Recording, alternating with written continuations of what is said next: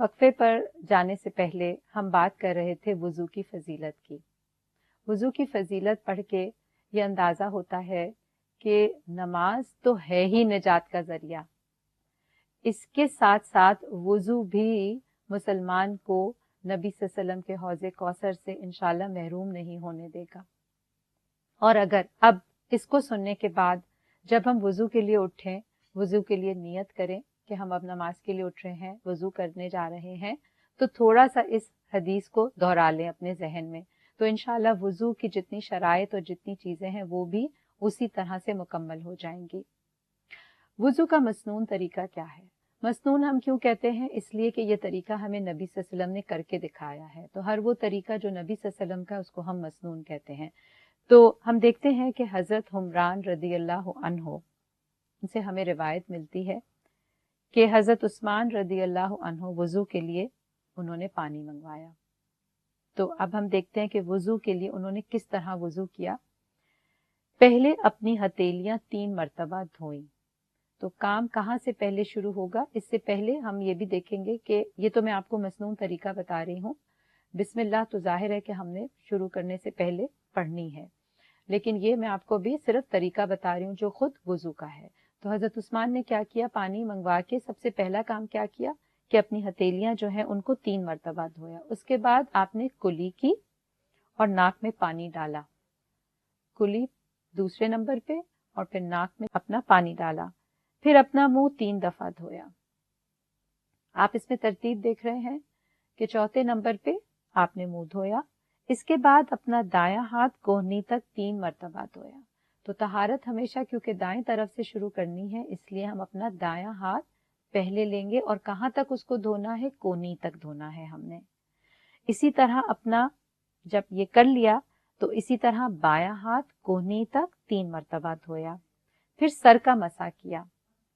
Sir का मसा अगर हम देखें तो आप अपनी हाथ के आप 3 हिस्से कर लीजिए, 3 उंगलियां मिला लीजिए, शहादत की उंगली अलग कर लीजिए और अंगूठे को अलग कर लीजिए। तो जो 3 उंगलियां हैं इनसे हम सर का मसा करेंगे। मसे के बाद अपने दायां पांव टखनों तक 3 मरतबा धोया। टखनों तक ये शर्त है, पानी को पहुंचाना कहां तक है? सिर्फ पांव की तलियों तक नहीं बल्कि टखनों तक पानी को पहुंचाना जरूरी है।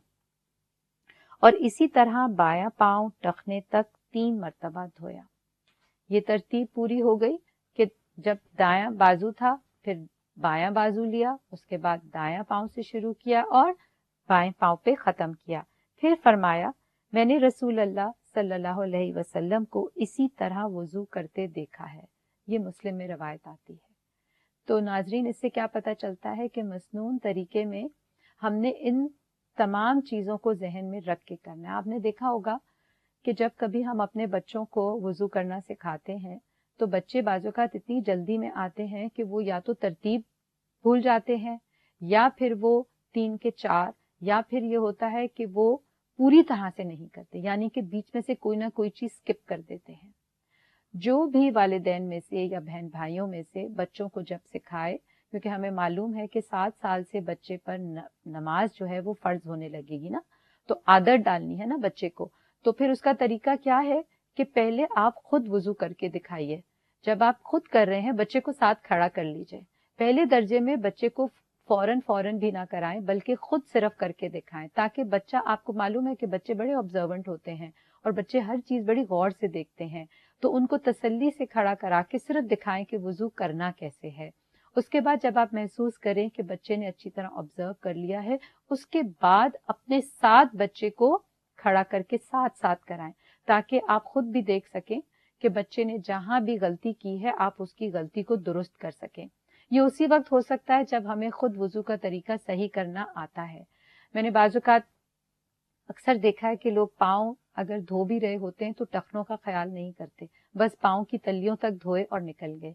इसी तरह कोनियों तक पानी को नहीं लेकर जाते, पानी तो डाला है लेकिन कोनियों तक नहीं लेकर गए। इसी तरह हाथ की उंगलियां हैं, बाजू धो लिए हैं तो उंगलियों का खलाल, अभी इंशाल्लाह अगले उसमें हम देखेंगे कि ये तमाम चीजें जो हैं इनको तफसीली भी थोड़ा थोड़ा हम देख लेंगे। लेकिन इस वक्त बात बच्चे की हम कर रहे हैं, तो बच्चे को बताने का तरीका यही है, और यही आप देखिए बचपन की सीखी भी सारी जिंदगी फिर काम आती है, और फिर कभी भी मुश्किल नहीं पड़ती, और कभी भी किसी से पूछने की जरूरत नहीं पड़ती हमें। बच्चों को एक दफा जब वुजू का तरीका आ जाए तो जो सबसे पहला काम हमने उनको सिखाना है वो ये है कि पानी ज्यादा जाया नहीं करना।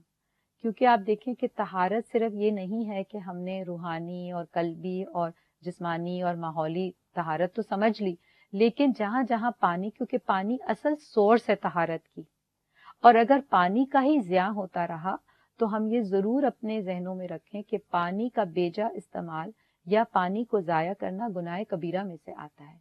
ये हम सबको मालूम होना चाहिए कि पानी किसी की मलकियत नहीं है, ये अल्लाह की एक ऐसी नेमत है जो जिस पर इंसान का बराबर हक है। तो पानी से कभी भी इनकार नहीं करना चाहिए। हाँ, थोड़ा ज्यादा हो सकता है लेकिन इनकार नहीं करना चाहिए। नाजरीन, हम इस मौके पे एक छोटा सा वक्फा लेते हैं, वापस आकर फिर वुजू की जो ये तमाम बातें हैं थोड़ी सी मजीद डिटेल में देख लेते हैं कि कौन सी चीजें करने की हैं, कौन सी चीजों से वुजू टूटता है।